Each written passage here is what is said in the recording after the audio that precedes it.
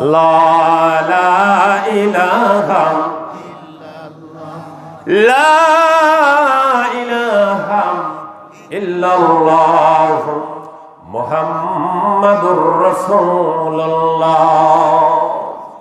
সাল্লাল্লাহু আলাইহি ওয়াসাল্লাম। নবীর নামে 3 সময় দরুদ শরীফ পড়া হয়।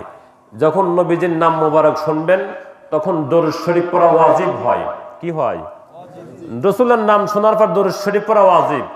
আযান দিচ্ছে মুয়াজ্জিন, আশহাদু আন্না মুহাম্মাদুর রাসূলুল্লাহ বলছে, আপনি যখন শুনবেন তখন দরুদ শরীফ পড়া ওয়াজিব হয়ে যাবে। নামাজের মধ্যে দরুদ শরীফ পড়া সুন্নাত হবে, নামাজের বাইরে দরুদ শরীফ পড়া মুস্তাহাব। ফতোয়া ঠিক মতো শুনে নেন। রাসূলের নাম শোনার পর দরুদ শরীফ পড়া ওয়াজিব, যদি না পড়েন গুনাহগার হবেন। নামাজের মধ্যে দরুদ শরীফ পড়া সুন্নাত, আর নামাজের বাইরে ওয়াজিবের সময় দরুদ শরীফ পড়া মুস্তাহাব। যত পড়বেন তত লাভ দা লস, তত লাভ। আল্লাহু আকবার। কষ্ট দিচ্ছে আপনাদের?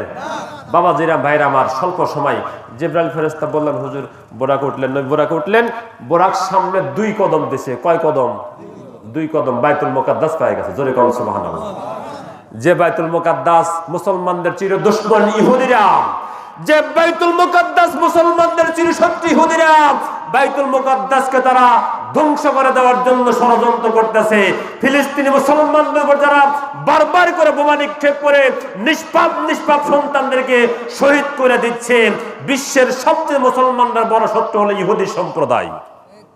ইহুদি সম্প্রদায় আমার দেশে বর্তমান যিনি দায়িত্বে দিয়েছেন, যিনি বর্তমান দায়িত্বের আসনে বসছেন, তিনি যখন ফিলিস্তিনের সাথে যুদ্ধ করছিলেন, ইহুদিরা ইসরায়েল যখন যুদ্ধ করছিলেন, এই সময় কিন্তু এই কুলাঙ্গারটা টাকা দুর্ব্যবহার করছিল।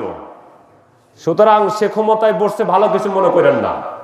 বাংলাদেশে অনেক রাজনীতিবিদ ভালো ভালো লোকেরা আছে, তারা দেশ ভালো চালাতে পারত। যেমন এই যে মির্জা ফখরুল ইসলাম নাকি, খুব ভালো মানুষ। আমি কোন রাজনীতি বক্তব্য হেঁটেছেন, কিন্তু মির্জা ফখরুল ইসলাম আলমগীর বিএনপির বোধ হয় কি জানি মহাসচিব নাকি, অত্যন্ত